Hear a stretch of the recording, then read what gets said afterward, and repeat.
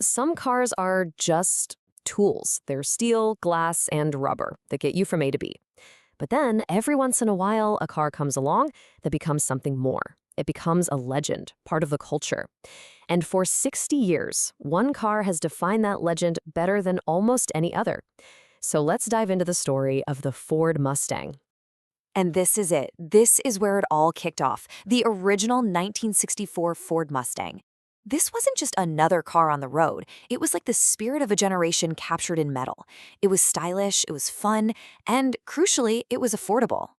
And then you flash forward 6 decades and look at that. The shape, that attitude, it's still instantly recognizable. Yeah, it's evolved, it's packed with modern tech, but it has never lost that essential Mustang-ness. It just goes to show you, truly great design is timeless. Which brings us to the big question we're tackling in this explainer. How on earth did one car manage to define what's cool for 60 straight years? Well, I'll tell you this much. It was no accident. It was a brilliant mix of smart thinking, perfect timing, and a little bit of Hollywood magic. To really get the Mustang, you have to rewind to the early 1960s. Ford was in a tough spot. They were still recovering from the epic failure of their Edsel line, and they absolutely, desperately needed a home run. Another strikeout was simply not an option. So the Mustang's success wasn't just luck. Ford did their homework. Their research team identified 2 massive, overlooked groups of buyers. First, you had the baby boomers, who were young, optimistic, and starting to earn money.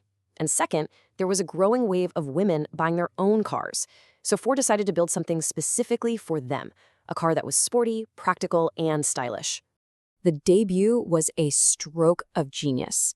They unveiled it at the 1964 World's Fair, this huge, optimistic event all about the future. And the public went absolutely wild.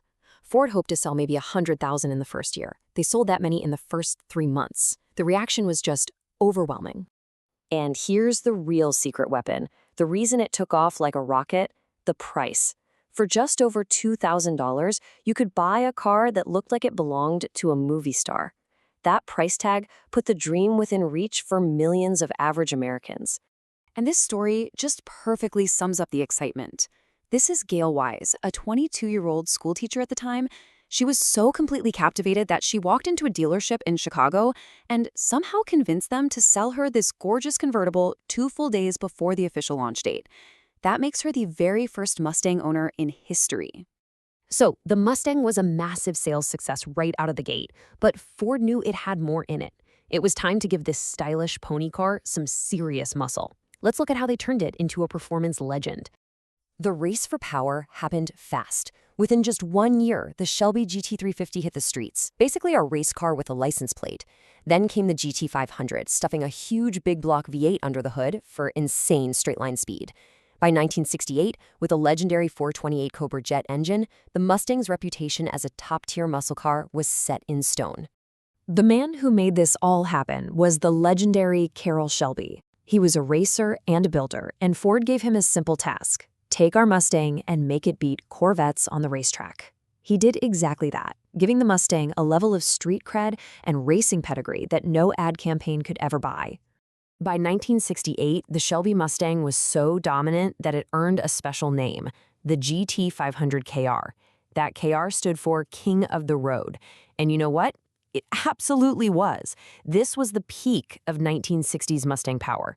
But raw power is only one part of the equation. To become a true, lasting icon, the Mustang needed a moment in the spotlight. And it got one, starring in one of the most famous car chases in movie history, which sparked a mystery that would last for almost 50 years. This car right here, the Highland Green Mustang GT, driven by Steve McQueen in the classic thriller Bullitt. After filming that incredible chase scene, the main car used in the film just disappeared.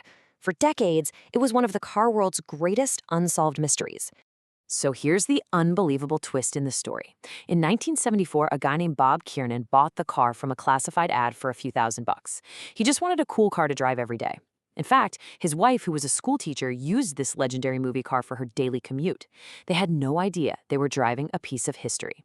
Then in 1980, the clutch failed, so the family did what any of us would do. They just pushed it into their garage, planning to fix it later. Well, later never came. As the legend of the lost Bullitt Mustang grew and grew online, the actual car was just sitting in the garage under a tarp, a closely guarded family secret. Finally, in 2018, to mark the movie's 50th anniversary, Bob's son Sean rolled it out onto a stage in Detroit. It was totally unrestored, full of dents and patina from its life. The original Bullitt Mustang was back. The mystery was solved, and the legend was now more real than ever. After all the success of the 60s, the Mustang was about to hit its biggest challenge. The oil crisis and tough new government regulations changed the car industry overnight. The big muscle car had a choice: adapt or go extinct. And boy, did it adapt. By 1973, the Mustang had gotten pretty big and heavy. So for 1974, Ford released the Mustang II. Just look at the difference. It was way smaller, way lighter, and much more fuel efficient. It was a hugely controversial move at the time, but it very likely saved the Mustang name from being canceled altogether. Performance came roaring back in the 80s and 90s with the Fox body generation. It was light, it looked sharp, and it brought back the iconic 5.0 V8 engine. This car became a hero for a whole new generation. It was fast, affordable, and so easy to modify that it created this huge tuning culture that's still going strong today. That brings us to the modern era, where the Mustang didn't just reclaim its crown in America, it went out and conquered the world. The horsepower wars were back, and this time it was serious. By 2013, the Shelby GT500 was making a staggering 662 horsepower. At the time, that was the most powerful production V8 engine on the entire planet. The king of the road was back, and it was more powerful than anyone could have ever imagined. And here is the ultimate proof of its modern success. For the last 10 years in a row, the Mustang has been the #1 best-selling sports car in the world. They even started building a right-hand drive version, making it a common sight in places like the UK and Australia. It is a true global icon. True to its history, the Mustang is still evolving. In 2020, the brand took its biggest and maybe most controversial leap yet, putting the famous pony badge on an all-electric SUV, the Mustang Mach-E. It just proves that the brand is still looking to the future, ready to change with the times. So from a smart idea based on market research to a global performance icon, the Mustang has constantly reinvented itself to stay relevant, which leaves us with one final exciting question. After 60 years of evolution, what could possibly be next for this legendary pony car?